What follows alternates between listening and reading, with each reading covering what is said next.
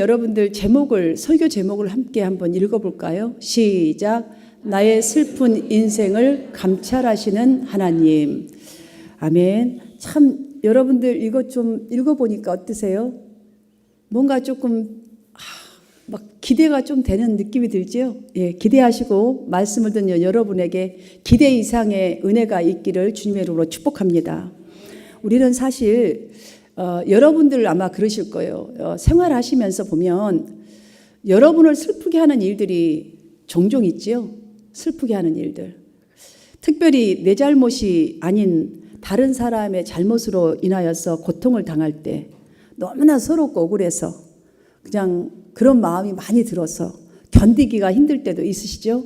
아마 있으셨을 거예요. 지금 없다 할지라도 우리 인생엔 다 이렇게 있습니다. 오늘 본문에도 보니까 그러한 슬픔을 경험할 수밖에 없었던 한 여인이 등장하지요. 물론 그 슬픔을 제공한 자가 있었기 때문이지만 이 사람은 정말 자기의 의지와는 관계없는 그런 슬픔을 당해서 그 슬픈 인생의 한 단면이 지금 나오고 있는데요. 제가 여러분에게 소개해 드리려고 해요. 하갈이에요, 하갈. 하갈의 이야기를 들으시면서 여러분의 인생의 한 단면에도 슬프고 억울하고 서러웠던 일을 돌아보시면서 큰 위로와 힘을 얻게 되기를 간절히 바랍니다. 사실 하갈의 이 슬픔을 지금 오늘 여러분이 읽으셔서 알겠지만 하나님께서는 본문을 잘 보시면 세밀하게 하갈의 슬픔을 감찰하셨다라는 것을 볼 수가 있어요. 그러니 우리가 이것을 쭉 읽다 보면 힘을 좀 받아야 돼요. 그냥 성경을 읽어가는 것이 아니라 사례도 힘들었겠지만 정말 이 하갈 정말 억울했겠다. 그러면 나의 슬픔은 얼마나 억울할 때 있었는데 하나님이 나를 이토록 감찰하시고 계셨네. 이렇게 찾아오시고 하갈에게 찾아왔던 하나님이 나에게도 찾아오시는구나. 이런 것을 가지고 성경을 읽어야 이 말씀이 꼭꼭 내 속으로 들어오는 거예요. 하나님은 지금 바로 우리의 하나님이시잖아요. 그런데 지금 하갈이 도망을 치는 그 자리로 사자를 보내어서 말씀을 합니다. 말을 건네오지요. 건네오는데 어떤 말을 건네오는가? 질문을 건네옵니다. 내가 어디서 왔으며 어디로 가느냐? 지금 하갈의 행선지를 몰라서 묻는 말씀이 아닙니다. 하갈 자신이 한 번 더 자신이 지금 그 행동하고 있는 것을 한번 잘 돌이켜서 보고 자신의 신분의 위치를 확인해 주기 위해서 하시는 질문이에요. 지금 너가 어디서 왔으며 어디로 가느냐? 그렇다면 본인의 지금 신분, 위치, 지금 이 행동, 이거에 대한 질문을 묻고 있는 거예요. 이때에 하갈의 대답은 이렇습니다. 자신의 처한 슬픔이 너무나 감당하기 힘들어서 여주인을 피하여서 도망치고 있다라고. 여러분 우리의 일반 상식으로 또한 우리가 살아갈 때 여러분의 마음속에서 분명히 공감이 될 거예요. 왜냐하면 계속 얼마나 핍박이 심했으면 도망을 갔겠어요. 핍박을 피해서 도망갔다는 이 말을 들을 때에 아니면 읽을 때에 참 잘한 일이야. 차라리 거기서 고통당하고 같이 막 이렇게 서로 고통을 주고받는 것보다 그냥 한 사람 이 사람 떠난 사람 잘한 일이지 라고 우리 생각할 수 있어요. 충분히. 그러나 하나님의 사자의 말씀을 들어보세요. 거두절미하고 하신 말씀이 내 여주인에게로 돌아가서 그를 위하여 복종하라 라고 이렇게 말씀합니다. 여러분 이 말씀이 정말 매몰차지 않으세요? 너무나 야속한 말씀 같지 않아요? 지금 너무 힘들어서 임신까지 한 사람이 도망치고 있는데 찾아오셨어. 그것도 하나님이 찾아오셔서 하시는 말씀이 다시 돌아가래요. 그리고 그녀를 위하여 그 지금 핍박 주는 사람에게 복종하라고 말합니다. 여러분 바로 이것이 지금 하나님이 깊은 뜻이 있는 말씀이에요. 하나님은 그녀의 신분을 다시 정확하게 알려주어서 주인에게 모자라지 않는 바른 행동을 할 수 있도록 하기 위한 뜻이 바로 이 말씀 속에 들어있다는 사실이지요. 우리는 대부분 말을 하면 어떤 뜻을 가지고 말을 하지 않습니까? 근데 특별히 하나님의 말씀들은 영적인 깊은 뜻이 있는데 그 영적인 깊은 뜻이 결국은 나를 위한 말이에요. 채찍하는 말이든 어떤 명령이든 아니면 순종하라고 뭐 하여튼 때리는 뭐 말씀을 하시든 다 나를 위한 말씀들이에요. 지금 하갈의 현실이 어떻습니까? 여주인의 핍박을 대항할 어떤 힘도 없는 사람입니다. 지금 하갈의 입장은 여종 아니에요. 종이에요. 죽여도 아무 말을 할 수 없고 컴플레인도 할 수 없는 그런 상황이란 말이죠. 창세기 12장에 보시면 원래 하갈이 이렇게 종으로 살지는 않았던 것 같아요. 아브라함이 잠깐의 그 흉년을 견디지 못해서 애굽 땅으로 내려간 적이 있었잖아요. 그때 아브라함이 자기 아내를 누이라고 거짓말을 했다가 그냥 almost 바로에게 빼앗길 뻔했어요. 그 이쁜 아내를. 그런데 마침 그래도 바로가 알아서 그래도 바로가 참 그때는요 애굽 왕 바로가 참 그때는 잠깐 정신이 들었든지 어쨌든지 선물로 이 하갈을 준 거예요. 그래서 그 바로 왕으로부터 얻어온 여종이 바로 하갈인 거예요. 여러분이 분명히 알아야 돼요. 그러니까 지금 여러분과 저를 생각하면 돼요. 여러분과 저를. 하갈은 지금 그렇게 억울하게 타의에 의해서 타국으로 끌려와서 종살이를 하게 된 거예요. 그때부터 이제 억울한 거예요. 지금 그냥 왕이니까 그냥 무자비로 잡아서 선물 준 거예요. 또 주인의 명령하에 늙은 주인의 아기를 잉태하라고 사례가 지금 남편에게 말해서 지금 그렇게 된 것이지 이 사람이 그 남자 주인을 꼬신 게 아니에요. 꼬신 게 아니란 말이에요. 지금 주인의 명령에 따라서 늙은 주인의 아이를 지금 잉태하게 되었는데 잉태하고 나니까 억울하다면서 그 일로 인해서 안주인의 이제 학대를 받기 시작하는 거죠. 여러분, 이 학대가 얼마나 힘들겠어요. 자기가 끌려온 것도 고통스러운 일이고 노예로 살아가는 것, 종으로 살아가는 것도 고통스러운 것이고 자기가 원치 않는 종의 아이를 가져서 결국 빼앗겨야 되는 아이잖아요. 이 가문의 아이지 자기 아이도 아니게끔 되는 거예요.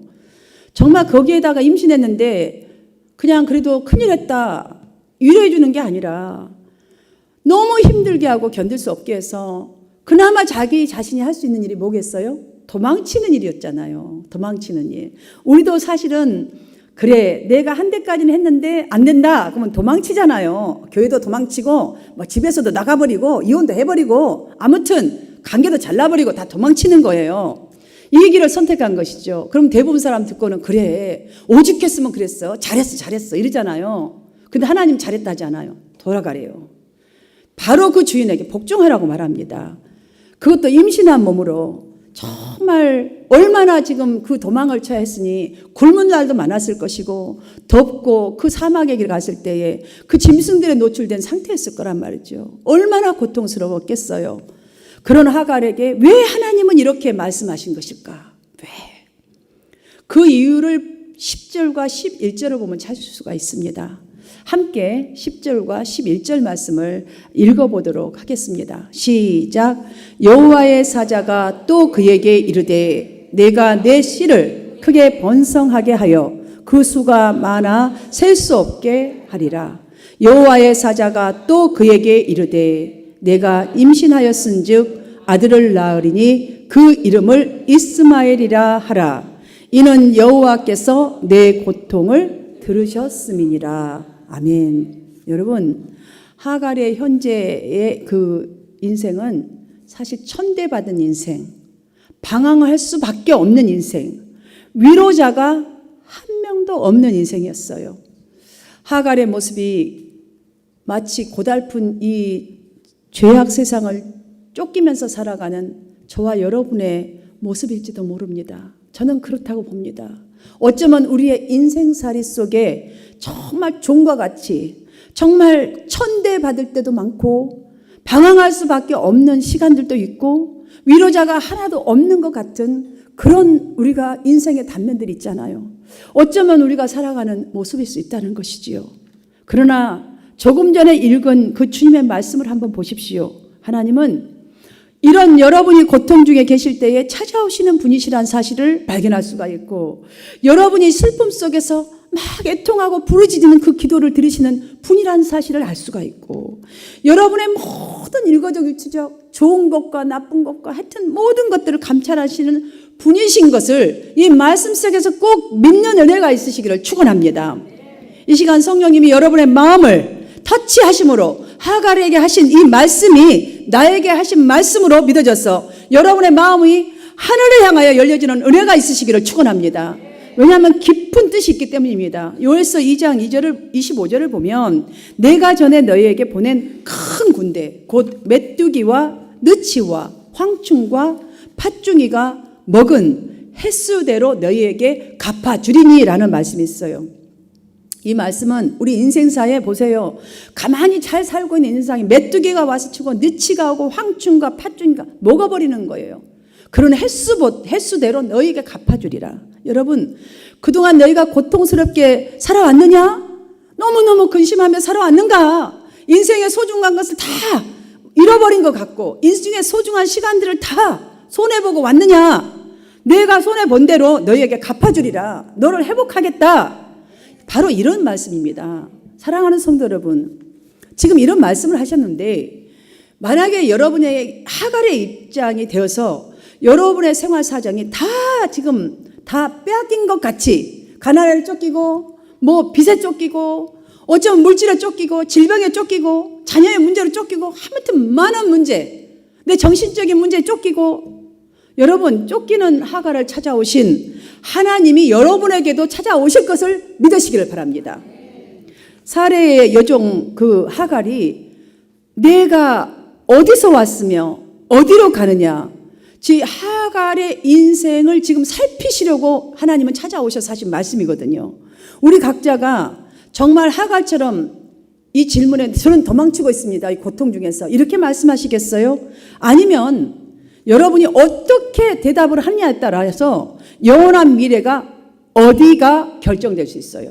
그 영원한 미래가 어디가 자, 세상 쪽이냐 하나님 쪽이냐가 결정될 수 있다는 거예요. 축복이냐 아니면 정말로 이 인생이 끝나버리면 정말 이렇게 열심히 했지만 상급 하나 없는 그런 뼈만 남는 모습으로 주님 앞에 설 것인가, 이게 완벽하게 갈리는 그런 결정될 수가 있다는 것이죠. 하나님의 이 질문은 하갈의 지금 현실이 아무리 고통스러워도 도망치는 것은 지금 잘못된 인생길이었기 때문에 하갈의 인생길을 교정시켜 주시기 위해서 물으신 질문인 것입니다. 그럼 어떻게 하나님께서는 교정시켜 주시고자 하셨을까요? 어떤 방법으로? 왜? 내 여주인에게로 돌아가서 그 수하에서 복종하라라는 것이 바로 하나님의 교정 방법입니다. 이것이. 근데 우리는 들으면 주님 말도 안 됩니다. 저는 나중에서 깨달으면 몰라도 지금은 죽어도 못합니다. 내 길 가지요. 근데 하나님의 교정 방법을 따르면 여러분들이 바로 그 어디가 하나님의 축복의 장소인 걸 믿으시길 바랍니다. 하갈이 아무리 괴롭고 견딜 수가 없어도 지금 애굽으로 가는 길은 좋은 길이 아니기 때문이에요. 지금 고통만 생각하지 그 애굽이 어떤 곳인지를 하갈은 생각하지 못했던 거예요. 여러분, 애굽은요 하나님의 뜻과는 거리가 먼 곳이에요. 완전히 거리가 먼 곳. 여러분, 그렇기 때문에 지금 어디에서 왔으면 네가 어디로 가느냐를 질문한 거예요. 너는 누구냐는 거예요. 지금 누군데 지금 어디로 가니? 너가 하나님의 백성인데 세상으로 가니? 이 질문이거든요. 그래서 하나님 묻는 거예요. 내 스스로가 대답할 수 있도록. 내가 알아야 그 길을 스탑하고 돌이키죠. 왜 애굽으로 가는 것이 나쁜 거예요? 왜 잘못된 것입니까? 무슨 세상 속으로만 가면 다 나쁜 것이에요? 애굽은 바로 죄악된 세상 길을 택한 것이에요. 이 사람이 그냥 예수 믿는 거 힘들어 죽겠어. 차라리 그냥 내가 착하게 살면 돼. 내 속에 주님 계시잖아. 그런데 아니라는 거예요. 애굽은 세상 죄악, 지금 그것을 가리키는 거예요. 죄악 세상인 애굽으로 돌아간다는 것은 지금 멸망의 길로 가는 것이기 때문에 하나님은 안주인의 사례의 수하로 다시 돌아가서 복종하라는 것입니다. 왜냐하면 지금 당분간은 maybe 얼마 동안은 살해 학대를 받는다 해도 여러분 그 가정이 어떤 가정입니까? 아브라함의 가문이 어떤 가문입니까? 하나님이 특별히 선택한 가문이요, 하나님의 축복을 약속받은 가문이기 때문이에요. 바로 교회가 여러분이 아무리 지저분하고 아무리 여러분이 힘들다고 생각하는 이곳이라 할지라도 하나님의 임재가 있는 곳, 하나님의 역사가 있는 곳, 치유가 있는 곳, 뒤집어지는 역사가 있는 곳이 바로 이곳이라는 것이에요. 힘들어도. 그랬기 때문에 그 길이 살 길이라는 거예요. 축복의 길이라는 거예요. 주님 안에 있는 것이 힘든 것 같아도. 사랑하는 성도 여러분, 힘든 일이 있으십니까? 영적이든 육적이든 힘을 내십시오. 그리고 꼭 기억하십시오. 하갈의 아들들에게 생겨날 자손들이 비록 언약의 직접적인 후손은 아니었지만 그러나 그들 역시 아브라함의 후손이었기 때문에 하나님의 약속이 적용된다는 이 사실을, 그러면 힘을 낼 수 있습니다. 우리가 직접 약속의 자식은 아니지만 아브라함의 후손이요, 믿음의 후손 아닙니까? 그러면 하나님의 약속하신 그 약속은 우리들에게도 적용된다는 말씀과도 같은 말씀이지요.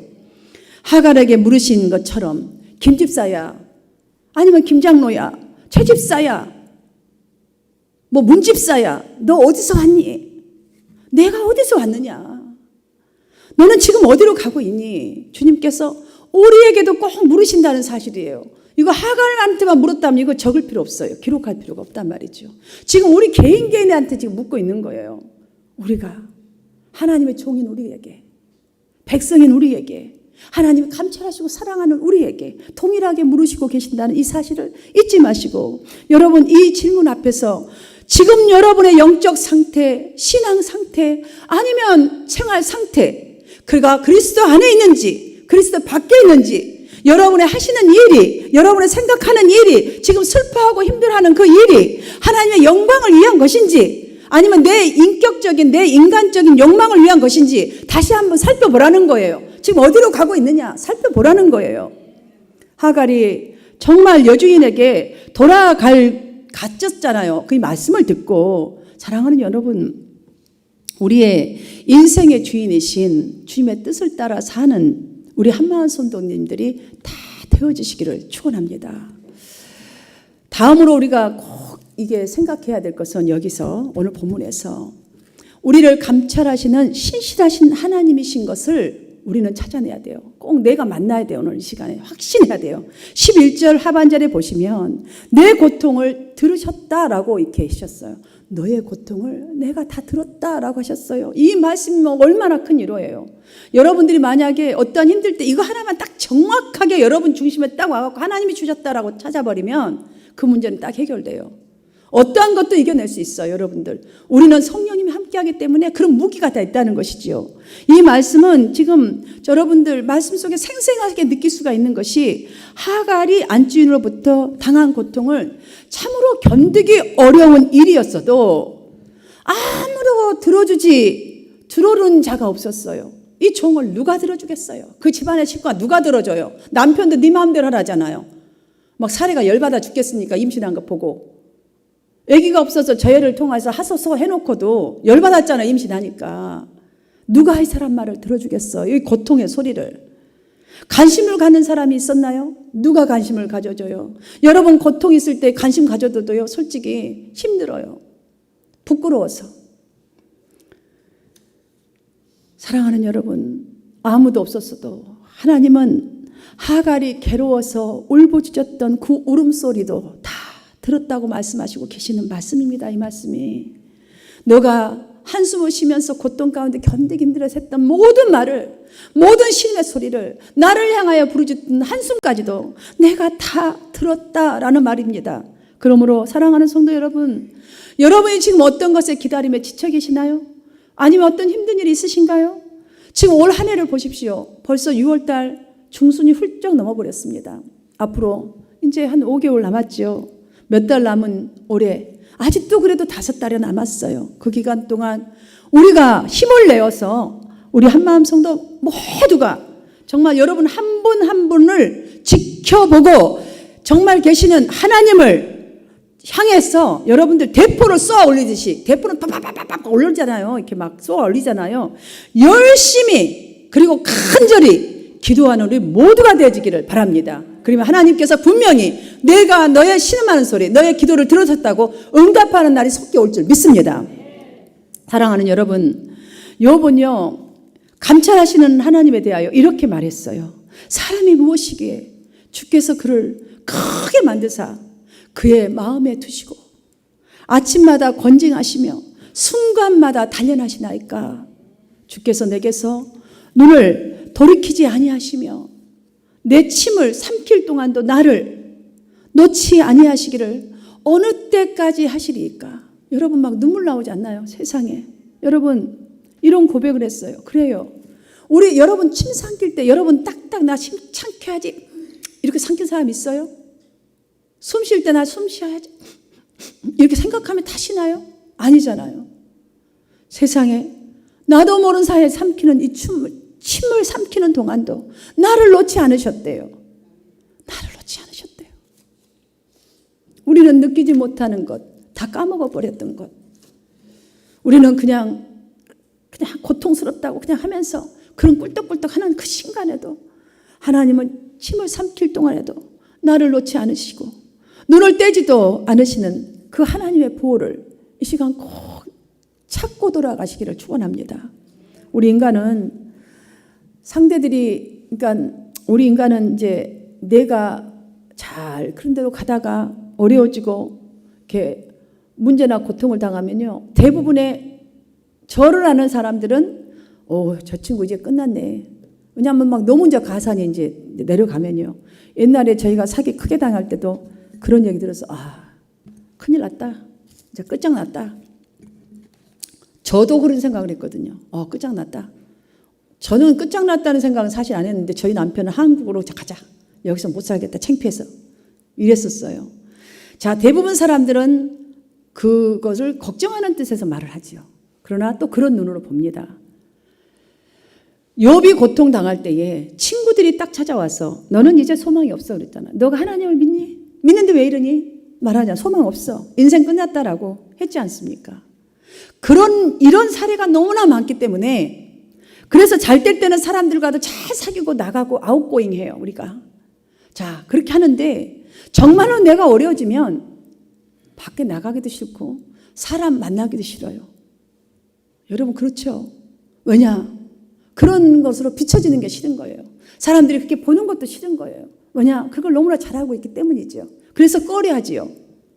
그러나 여러분, 우리 주님은 절대로 우리에게 끝이라고 하신 적이 단 한 번도 없습니다. 아예 생각도 없으십니다. 하나님은. 이것 꼭 기억하십시오.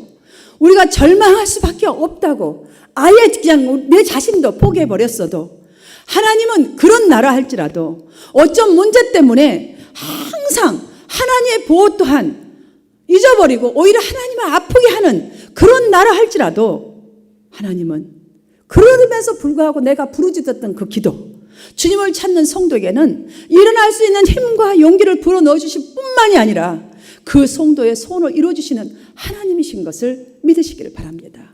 바로 오늘 본문이 그것을 말씀해 주고 있는 거예요. 감찰하시는 하나님은 이런 하나님이시라는 것을. 이러한 주님을 믿는 우리가 어떻게 이 사실을 안다면 주님을 떠나 죄악 세상의 애굽으로 우리가 도망칠 수가 있겠습니까? 어떻게 성전을 떠나서 살려는 마음이 생길 수가 있겠습니까? 오히려 힘들 때 내가 침 삼킬 때도 나를 손을 놓지 아니하시고 언제까지 하시나이까? 욥이 고백하는 것처럼 이렇게 하시는 주님을 생각한다면 우리는 주님의 품으로 더욱더 와서 더욱더 힘을 내게 될 줄 믿습니다. 힘을 얻게 될 줄 믿습니다. 사랑하는 성도 여러분, 혹 사업이 잘 안 될 때도 있을 수 있습니다. 앞으로라도, 지금 괜찮아도. 아니면 신앙생활 중에 시험이 찾아올 때도 있어요. 그러면 도망가고 싶을 때 있을 거예요. 그러한 심정이 올 때에, 그때에 나를 감찰하시는 하나님을 떠올리시기를 바랍니다. 두 번째로는 도망칠 정도의 정말 심정일 때마다 어디서 왔느냐? 너는 어디로 가니? 가고 있느냐? 정말 여러분의 지금 행위를 주님 앞에서 한번 이 질문을 한번 떠올리면서 여러분 점검해 보시기를 바랍니다. 세 번째로는 천대받는 나의 그 인생 같은 느낌이 들 때에 방황하는 정말 내 마음에 갈 바를 알지 못할 때 내가 어디다 마음을 둬야지 정말 될까? 내가 어떻게 해야 내 마음을 사로잡고 있을까? 누가 나를 위로해 주고 위로한 자가 하나도 없다 할 때에 그런 인생일 것 같을 때에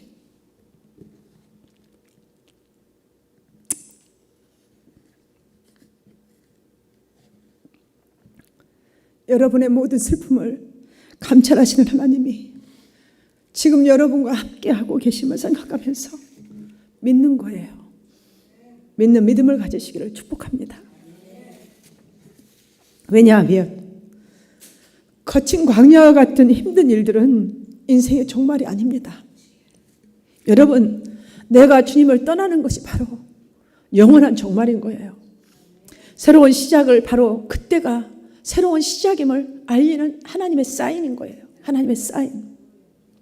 그러므로 여러분들이 하가 같은 생활일 때에, 그런 심정일 때에, 도망치고 싶을 때에, 도망가다가도 가장 필요한 것은 하나님을 온전히 믿고 하나님과 다시 교제가 시작되어야 한다는 것입니다.